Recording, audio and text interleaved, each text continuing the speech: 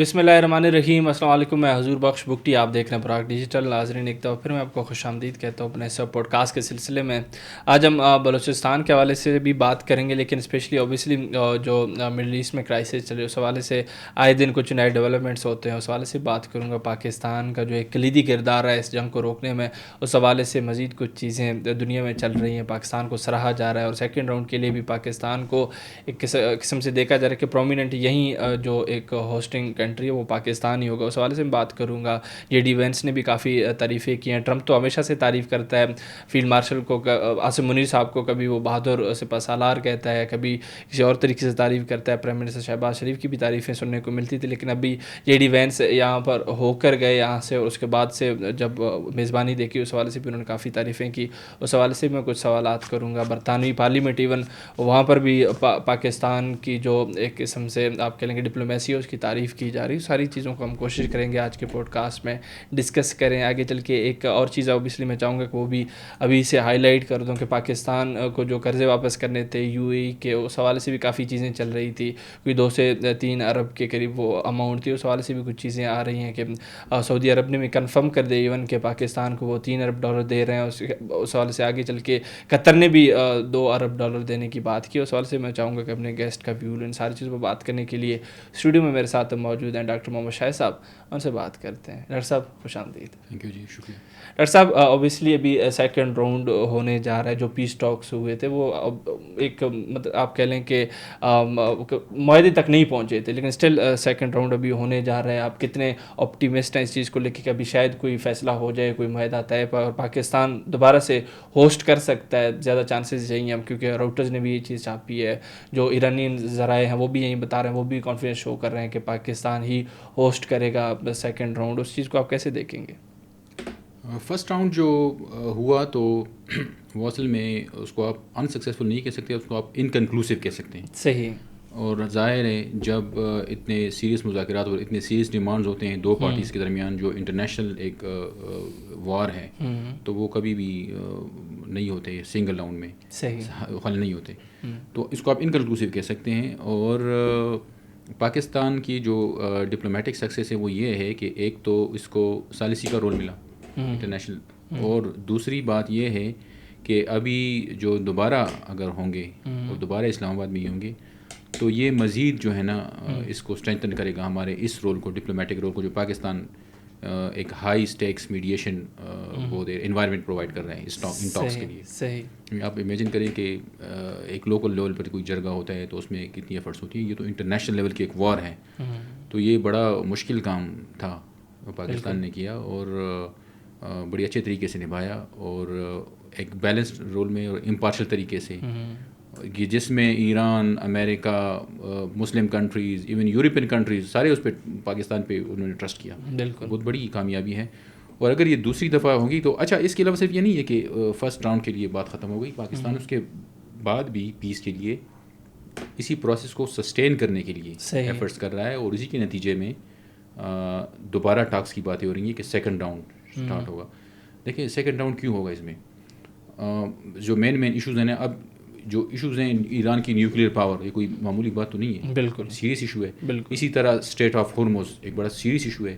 اسی طرح ایران بھی ریمائنڈ کر رہا ہے کہ جو وار ڈیمیجز ہوئے ہیں اس کو وار ڈیمیجز جو جتنے بھی انفراسٹرکچر کو وہ پے کیے جائیں, ساتھ میں سینکشنز ریلیف. تو یہ بڑے سیریس ڈیمانڈز ہیں, تو یہ کبھی بھی ایک اس میں نہیں ہو سکتی. صحیح بات ہے. اور ڈیفینیٹلی ایسے ڈیمانڈ جب ہوتی ہیں اور ایسے ایشوز جب ہوتے ہیں تو پھر وہ ایک سے زیادہ راؤنڈز میں ہی چلتے ہیں. تو اگر تو یہ ہے کہ ڈیفینیٹلی یہ ہوگا سیکنڈ راؤنڈ میں انشاءاللہ. اور اب اگر سیکنڈ راؤنڈ میں آ گئی یہ بات تو ہوپفلی یہ ایک رے آف ہوپ ہے, اور بھی جو ہے نا وہ ہوپ زیادہ ہو گئے ہیں پیس کے لیے. جو پاکستان رول پلے کر رہا ہے پیس کے لیے, اس کے لیے وہ امیدیں اور بھی زیادہ ہو گئی ہیں, اور نظر آ رہا ہے کہ وہ کہتے ہیں light at the end of the tunnel, کہ ابھی انشاءاللہ ہوپفلی اس کے پازیٹیو میں جائے گا انشاءاللہ. بالکل ڈاکٹر صاحب, سیکنڈ راؤنڈ ہونے جائے گا, آپ کافی اس چیز کو لے کے آپٹیمسٹ ہیں کہ ہو جائے گا اور پاکستان ہی ہوسٹ کرے گا. تو آپ کو لگ رہا ہے کہ جو سیکنڈ راؤنڈ ہے اس میں پریزیڈنٹ ٹرمپ اور جو سپریم لیڈر ہیں ایرانین مجتبیٰ خامنہئی صاحب وہ ایک ہی ٹیبل پر آمنے سامنے بیٹھے ہوں اور اب چیزیں طے کر رہے ہوں, ایسا پاسبل ہے؟ انٹرنیشنل پالیٹکس میں کوئی چیزیں بڑی فلوئڈ ہوتی ہیں, کسی چیز کو آپ ایبسولوٹ طور پر نہیں کہہ سکتے کہ ایسا ہوگا یا نہیں ہوگا. کیونکہ ٹرمپ کے بارے میں ٹرمپ نے علی اعلان میڈیا نے اس کو رپورٹ بھی کیا، انٹرنیشنل میڈیا نے، امریکن میڈیا نے، کہ اس نے فیلڈ مارشل کی بھی تعریف کی ہے، پاکستان کی بھی تعریف کی ہے، اور جس طرح پوری دنیا تعریف کر رہی ہے تو امریکہ اس وقت پاکستان کی بار بار تعریف کر رہے ہیں. ٹرمپ کہتا ہے کہ میں خود چاہتا ہوں کہ جاؤں، یہ بھی کہا ہے اس نے. بالکل. اس کے برعکس کوئی ایک رپورٹ اس طرح بھی ہے کہ ہو سکتا ہے کسی میڈیا نے انٹرنیشنل یہ بھی رپورٹ کیا کہ میں بھی ٹرمپ خود نہ آ سکے، صحیح، لیکن وہ چاہتا ہے کہ میں آؤں. خواہش بھی ہے، لیکن پھر بھی میں کہہ رہا ہوں کہ کوئی چیزیں بڑی فلوئڈ ہوتی ہیں انٹرنیشنل پالیٹکس میں، تو آپ نہیں کہہ سکتے کہ ٹرمپ آئے گا یا نہیں آئے گا. یہ بھی سوال ہے. اگر آ گیا تو نارملی یہ جو ایران کا ایشو ہے نا، ایران کی یا جو بھی مختلف جو دونوں کنٹریز اس میں دونوں سائڈ انوالو ہیں، تو اس میں مختلف لیئرز ہوتی ہیں نا، سیکیورٹی کی، پالیٹکس اور یہ ساری چیزیں، پارلیمنٹ، تو یہ لیئرز ہوتے ہیں. تو ان کے ساتھ چونکہ یہ ابھی سیکنڈ راؤنڈ ہوگا تو یہ پاسبل ہے کہ یہ وہی ڈیلیگیشن لیول کی ٹاکس ہوں انسٹیڈ آف ڈائریکٹ پریزیڈنٹس کے آمنے سامنے بیٹھے. اگر آ بھی گیا تو صحیح، یہ ایک کویشچن ہے کہ پاسبل ہے کہ وہ پھر اسی طرح نہ ہو کہ ڈائریکٹ دونوں صدور آپس میں اپنے سامنے بیٹھ جائیں. ہو سکتا ہے پھر وہی ڈیلیگیشن لیول کی وہ ہوں. لیکن اب سوال یہ ہے کہ ٹرمپ آئے گا کہ نہیں آئے گا. اگر ٹرمپ آ بھی گیا نا تو یہ بھی ایک بہت بڑی اسٹریٹجک ویٹ پاکستان کو مل رہا ہے اس میں. صحیح، امریکہ کا صدر خود جو ہے نا ان ٹاکس کے لیے آ گیا ہے، تو یہ امریکہ کا بہت بڑا سمجھ لیں کہ ایک بڑا اسٹریٹجک ویٹ پاکستان کو دے گا اس میں پوری دنیا میں، کہ ایک میسج جا رہا ہے کہ امریکہ کا صدر جو ہے نا پاکستان خود آ گیا ٹاکس. وہ تو ٹرمپ کی ٹویٹ سے بھی کافی حد تک، ہاں وہ تو ٹویٹ بار بار کر رہا ہے، اپریشیٹ بھی کر رہا ہے، اور فیلڈ مارشل کو اور سارے جو بھی لیڈرشپ ہماری ہیں تو وہ اپریشیٹ بھی کر رہے ہیں پوری دنیا میں، وہ تو اس میں کوئی شک نہیں ہے. لیکن یہ آنے والا وقت بتائے گا ٹرمپ خود آ رہا ہے کہ نہیں آ رہے ہیں. جس طرح میں نے بتایا نا کہ انٹرنیشنل پالیٹکس میں کوئی چیز آپ ایبسولوٹ نہیں کہہ سکتے اس کے بارے میں. ہاں یہ ہے کہ دیکھنا پڑے گا کہ اگر آ گیا تو یہ بہت بڑی بات ہوگی ویسے، کیونکہ خود اگر پریزیڈنٹ آ رہا ہے تو پاکستان کو اور بھی ایک اسٹریٹجک ویٹ ملے گا دنیا کے نقشے میں جس طرح چیزیں جا رہی ہیں، جو آلریڈی فرسٹ راؤنڈ میں مل چکا ہے پاکستان کو. تو مزید جو ہے نا ہماری پوزیشن اور بھی اسٹرینتھن ہوگی انٹرنیشنلی. اور پاکستان کا اصل میں جو سب سے پلس پوائنٹ ہے نا وہ یہ ہے کہ مسلم کنٹریز اور سینٹرل ایشین ایرانینز سارے لوگ اس پر ٹرسٹ کریں نا. ایسی انوائرمنٹ پیدا ہو گئی ہے نا کہ اللہ نے بس ایک عزت دے دی ہے ہمارے ملک کو. یہ بالکل. ڈاکٹر صاحب آپ نے جی سی سی کنٹریز کی بھی بات کی، انہوں نے بھی کافی کانفیڈنس شو کیا ہے پاکستان کے اوپر، اسپیشلی اگر ایران کے علاوہ بات کریں، سعودی عرب کی بات کریں، قطر کی بات کریں، سارے ممالک کی بات کریں، کافی انہوں نے ایک اعتماد کا اظہار کیا پاکستان کے اوپر. اس حوالے سے آپ کیا بھی رکھیں گے، کیونکہ پوری دنیا میں یہ باتیں ہو رہی ہیں. اوبیسلی ایک اور چیز بھی ہے، جو امریکن ایک نیوز پیپر انہوں نے بھی خبر چھاپی ہے، اسٹریٹ وال شاید ان کا نام ہے، تو وال اسٹریٹ جرمن، انہوں نے چھاپا ہے کہ شاید ابھی ایک ہفتے کے اندر ترکی میں بھی مذاکرات ہوں گے، باتیں مطلب جو وزراء ہیں کچھ ملکوں کے، پاکستان کا نام بھی ہے اس میں، مصر بھی ہے، سعودی عرب، وہ بھی بیٹھیں گے. جو تجاویز پیش کیے تھے ایران نے اس پر وہ شاید گفتگو کریں. اس چیز کو آپ کیسے دیکھیں گے پھر؟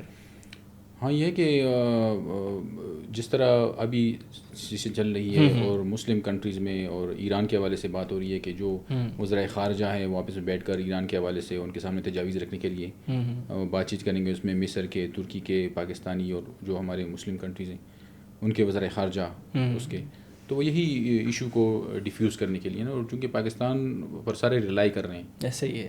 تو اصل میں یہ جو ڈپلومیسی ہے نا یہ ایک نیٹ ورک بن گئی ہے. ابھی پاکستان نے جو رول پلے کی ہے مین رول پاکستان کا ہے، اور یہ پورا ایک نیٹ ورک بن گیا ہے. پورے کنٹریز، ریجنل کنٹریز اس میں انوالو ہیں، اور پاکستان اس کا حصہ ایک سینٹرل پارٹ ہے. تو مصر اور سارے جتنے بھی مسلم کنٹریز ہیں اور قطر سارے اس میں رول پلے کر رہے ہیں. اچھا پوری دنیا پریشان ہے نا. اب دیکھیں تیل کی وجہ سے پوری عرب کنٹریز اور امریکنز، یورپین سارے پریشان ہیں. دیٹ از دا ریزن کہ وہ ان کا پاکستان کو جو رول ملا ہے نا، جو اتنی زیادہ اس کی تعریفی کی جا رہی ہے، ایسے نہیں کی جا رہی نا. مسئلہ سب کو ہے اور ان مسلم کنٹریز کو بھی ہے، اور یہی وجہ ہے کہ سارے جو ہے نا اس ایشو کو ریزالو کرنے کے لیے ابھی کوشش کر رہے ہیں. بالکل. ڈاکٹر صاحب یہاں پر میں آپ کو سوری انٹرپٹ کر رہا ہوں، یہ جو نیول بلاکیڈ امپوز کیا ہے یو ایس اے نے، اس کا کوئی اثر پڑا ہے ان ساری چیزوں پر؟ آپ کو لگتا ہے کہ ایران کو کسی حد تک بیک فٹ پہ لے گیا ہو یہ چیزیں؟ ہاں نہیں، ایران کو بات یہ ہے نا کہ یہ مسئلہ پھر بھی حل نہیں ہوگا جب تک یہ سیز فائر نہیں ہوگا. صحیح. اور کیونکہ اسٹیٹ آف ہارمز جو ہے نا اس میں وہ چیزیں چلتی رہی ہیں. اور دوسری بات یہ ہے کہ ایران کو بھی بیک گراؤنڈ میں سپورٹ تو ہوگی نا, صحیح, کہ کچھ نہ کچھ اور بھی کچھ پاور تو ہوگا کہ جو اس کو بھی سپورٹ کر رہا ہے. صحیح. تو نیشنل پالیٹکس میں ایسا نہیں ہوتا کہ کنٹری جو ہے نا بالکل علیحدہ طور پر لڑ رہی ہو. ہوں. تو بات یہ ہے کہ وہ پھر وہ بھی وہی اٹیکس جاری رکھیں گے. تو مسئلہ تو بنے ہوا ہے نا ہرمز کی وجہ سے, اور یہ جو چوک پوائنٹ ہے جس نے پوری دنیا کو پریشان کیا ہوا ہے. تو امریکہ اگر ٹاکس کے لیے آ رہا ہے اور بار بار آ رہا ہے اور مجبور ہو رہا ہے, پوری دنیا مجبور ہے, تو کچھ تو ہے نا.